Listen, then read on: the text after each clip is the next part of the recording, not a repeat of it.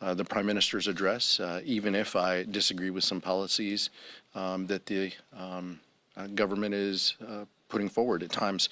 That's part of our democratic process. But members are going to make their own decisions, and we've just been encouraging members to exercise safety and to let them know of the security posture that we're going to face tomorrow, and giving them the guidance that the Sergeant at Arms has been sending out as well. The head of Secret Service just resigned. Can you speak on the bipartisan efforts to, I guess, have Secret Service acknowledge what went wrong there? I think members on both sides of the aisle were shocked by the events and the assassination attempt, obviously. It's important that the Secret Service accept some responsibility. I know that there is a number of investigations that are continuing, internal and potentially external from the department itself. Members on both sides of the aisle called for her resignation, and I think that was the right decision. Go on. Thanks, Mr. Chairman. James Matthews from Sky News in the UK. If President Biden isn't fit to be a candidate, why is he fit to continue as president? President Biden's record of achievements is unparalleled. The last 3.5 years, House Democrats, Senate Democrats, and the Biden administration were able to accomplish so much to lower the costs that Americans face, to improve our economy, over 15 million jobs created. Those are the types of accomplishments that the American people know. Those are the types of things that President Biden has pledged to continue. He'll spend the next 6 months being president, and he will have our support along the way. We are partners in this progress, and I think history will show that his achievements are just absolutely unparalleled. And for those of us who have spent time with him, we're going to soak up everything we can, the knowledge, the experience, the wisdom that he brings to that office, the good judgment. Those are things that public servants of all stripes can learn and emulate, in my opinion. But are you confident that he is fit to be president for the next 6 months? You know how you have pro athletes, like a quarterback takes a team that's like 4 years ago not doing well, and then now takes them to having a winning victory and says, you know, I'm going to retire next year. Doesn't mean that quarterback can't play this year. And if you look at the record, Joe Biden, as the chairman said, he's done amazing things for our country. But you know who is not fit? Donald Trump. He is the oldest person running for president ever. He makes incoherent statements. He forgets people's names. He mixes people up. His cognitive decline is readily apparent. Donald Trump should pass the torch and withdraw from the race. So a quarterback who can't play with respect. You know, I always find it interesting when the vice chair talks about football as a struggling Browns fan. I know it's incredibly difficult for him during these hard times. Mike. Thank you, Mr. Chair. The House Rules Committee is going to meet later on this afternoon to prepare a resolution on the administration's border policy and condemning Kamala Harris as the quote borders are. There's also talk of the House Republican leadership bringing a bill to call on Kamala Harris to invoke the 25th Amendment. With everything going on, the BB speech, the appropriations process, what's your take on these measures being under consideration? My take is Republicans are flailing. They have no agenda that helps the American public. That is incredibly clear. They can't pass appropriations bills. They're pulling bills off of the floor. We'll see what happens with the schedule next week. But the chaos and confusion that has been the hallmark of this Congress is because of House Republicans. And so this is just a continuation of those efforts. They are clearly just flailing and trying to do anything they can to inject themselves into presidential politics and to carry water for the former president. That's all this is about, is his love and affection, and they are just stepping over themselves to try to help him. But let's be very clear that there was no border czar. Kamala Harris's role was to engage in multilateral discussions with our Latin American countries. The numbers speak for themselves on where we are with border crossings. We are in a much better position than we have in the past. Kamala Harris has been a leader in this administration in so many ways, and efforts by House Republicans to carry the water of Donald Trump are just laughable and unserious. To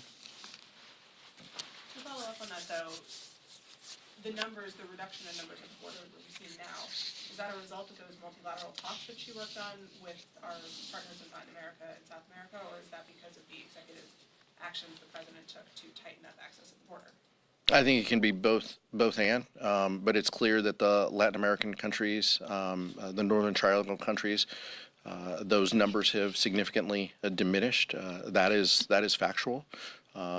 There are many countries, many individuals from countries around the globe who find their way to declare asylum at the southern border, but the particular percentage among those Northern Triangle countries has been diminished. Those are just the facts.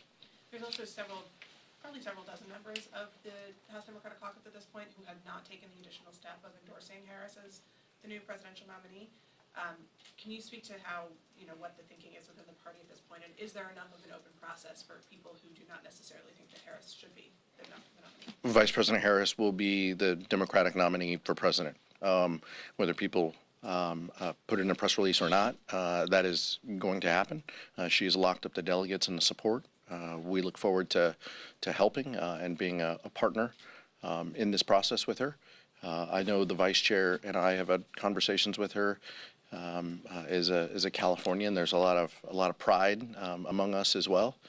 We look forward to her officially securing the nomination and the next 105 days ahead. Hi there, Bo Erickson with Reuters. On the bipartisan task force announced today on the Secret Service, can you give a timeline at all about when members will be appointed and when the public should see those recommendations from you? I believe that to answer the second part of the question, I believe the resolution or the document we vote on will talk about a date, but I'd refer you to that document in the Speaker's office and the Leader's office as to the timing of the appointments. Go ahead, Nicole. Thank you, Mr. Chair. The President will address the nation tomorrow from the Oval Office, kind of about the path forward. What do you want to hear from him? And also, since both of you are members of the California delegation, can you speak specifically to the role that the Speaker Emerita played in this process, in this transition between the President and Vice President, and whether or not that was a factor in how this all ultimately played out? I can't speak to that. I'm not privy to those conversations, but I can tell you that as Californians, we have immense pride in the Vice President. Many of us have supported her, if not all of us have supported her candidacy and her stepping forward. We look forward to working with her over the next 100 days. This is going to be a sprint. What we want to see the president, look, the president's patriotism is unmatched, as the vice chair mentioned and as I mentioned at the top. I expect that the president will talk about the work that we have done together, but how this is unfinished. We still are working to lower costs that Americans have. We still have things that we need to accomplish in child care and in housing, things looking forward in the next few years. But within this next 6 months of the administration, there's a lot of work to do. And the president is going to do that hard work. And all of us are going to play a role in that. We're also going to do some politics outside of this building. But the work that remains is what's going to focus Joe Biden, and it's going to build on the legacy that he has put forward over the last 3.5 years. And we're all looking forward to that. I don't have any knowledge of Speaker Pelosi's talks with the president or his advisors.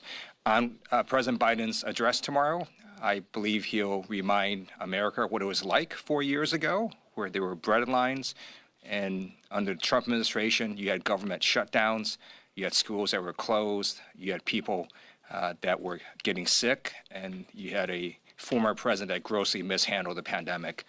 And under the Biden administration, you got shots into people's arms, you had schools reopening, you have an economy that is now starting to roar again. And I think that's what President Biden is going to talk about, and also with their work ahead and how we continue on the progress that the Biden-Harris administration has made these last 3.5 years. Question. Thank you. How long would you say that you've had thoughts that President Biden might not be the best person to lead your ticket in November? What was the question? How long have I? How long have you had thoughts that he might not be best suited to lead in November at the top of your ticket? Look, I think as House Democratic leaders, our job first and foremost was to listen to our members. You saw, you folks reported on those members who put out statements, indicating their thoughts. Our job was to have a number of conversations with those individuals who express their opinions publicly and those who express their opinions privately, and to convey that to the leader and to members of the administration's team. The focus and objective of every single member that we talked to, though, was the same. We have to stop Donald Trump. We have to stop this Trump Project 2025. We need to ensure that they don't carry forward a national abortion ban, that they don't end contraception care, that they don't repeal the Affordable Care Act. Those are the things that kept Democrats together. But we did our jobs as Democratic leaders to convey those the thoughts, the feelings of our colleagues to the leadership team as well as to the White House.